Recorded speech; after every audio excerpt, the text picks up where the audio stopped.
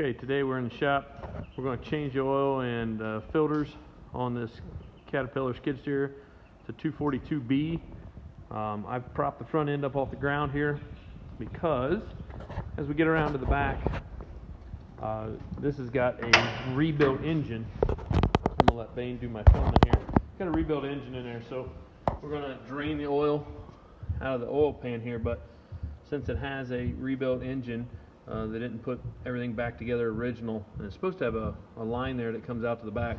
But we're going to end up just putting 2 drain pans underneath and catching most of the oil that comes out, and then we'll have to sop up what's after that. But what I want to show you is not only we have to drain the oil out of it, but there's a fuel filter here, there's a hydraulic filter here, and way back in there, there's an oil filter. There's an air filter in here. We're going to change all those. As you can definitely tell, this is a very dirty machine. The majority of your construction equipment plays in the dirt. Bane's just going to scroll around and show you how dirty the inside can be. And what you guys don't know is that I've already taken a shop vac and swept out a lot of the straw and the loose debris that's available. So after we get done starting to drain here, we'll be right back with you.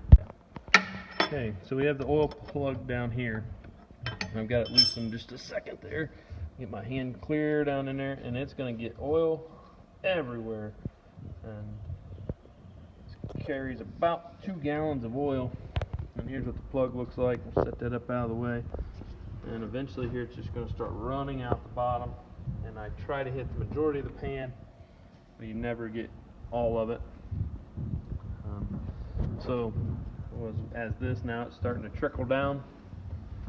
Something you can do to help the process is open up one of the oil fills, let a little air into the system, and then it really starts pumping out. So instead of it going slow now it's pouring out the bottom because it has a little vapor barrier in there, or vapor lock as you can call it. Okay. So while that's draining out, I start with that. I'm going to take all these other filters off. So now I'm going to get into the fuel filter, and then the hydraulic filter, and the air filter. The air filter is really simple to get to. Pop it off in here. And it has an inner and an outer filter. This is the outer filter.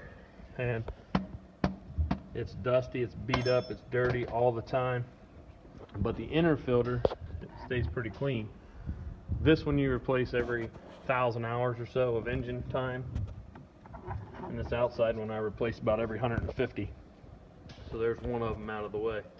We'll take a pause here while this drains out, and we'll be right back with you.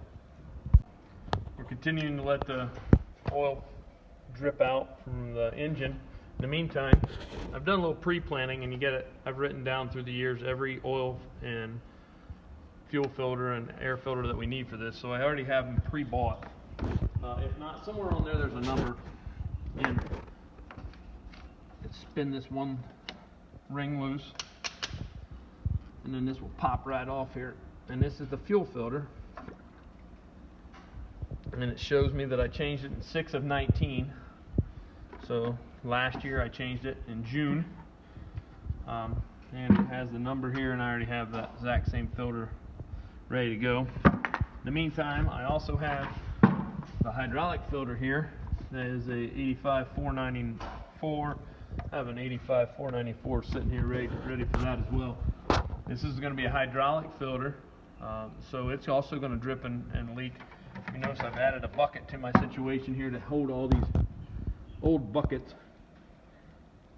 You guys make sure you write the date and maybe the hours on your filter somewhere, so somebody else will always know, or you'll know when you're changing it. See, if I continue to let this drip out here a little bit, it's whatever's up in this housing that's dripping down, and it continues in there. This is going to be a mess. It's going to take 5-10 rags to clean that up, and we're all done. I've been through this process multiple times, so I tried to do them all at once because I know how big of a mess it is.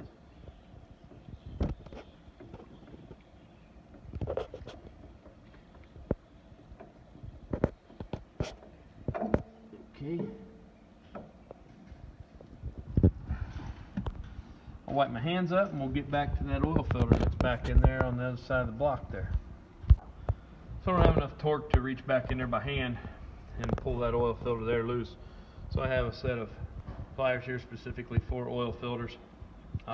Again though, I don't over tighten my filters. I said this in multiple other videos for everything else from plumbing to now engines. If it has a rubber O-ring involved, do not over tighten it. There's no reason for that. The rubber O-ring holds things back just fine. There we go. Thought I had it spun the first time. So now, I get the oil filter off. And the bucket here. We'll get cleaned up again. We'll make sure all of our other filters are ready to go. And we'll be back to reassembling. Alright, so this is our oil filter. I've added the date and the hours of the engine on there, or the tractor, or whatever's up there, so I know how long it's been in there. I have everything laid out here. Some people do believe in this, some people don't. I've always been told this. My father said, put a little oil on this so it slips a little bit when you put it on there. You spin it on there by hand a little tighter, and then it don't have to be tightened up with a wrench or anything.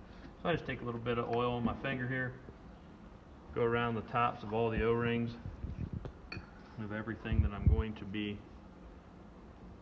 putting in, except for the air filter, of course. So now I'm going to add the oil filter back on first, because it's the furthest back in there to reach. It's a lot easier to get to when everything else is out of the way.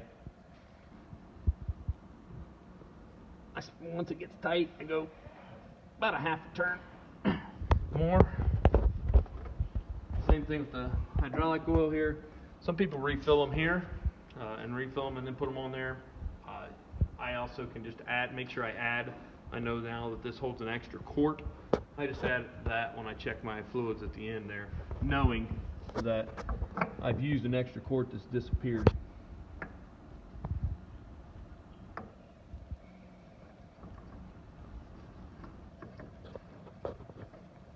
Okay, so now I've C CarQuest. When I'm done, the back side of that, there it goes, quarter turn work, tighten it up. Same thing with the fuel filter. We have a diesel. Some people fill this. What we're going to do is we actually crack this a little bit. We pump it up, and then that leaves us without having a problem there.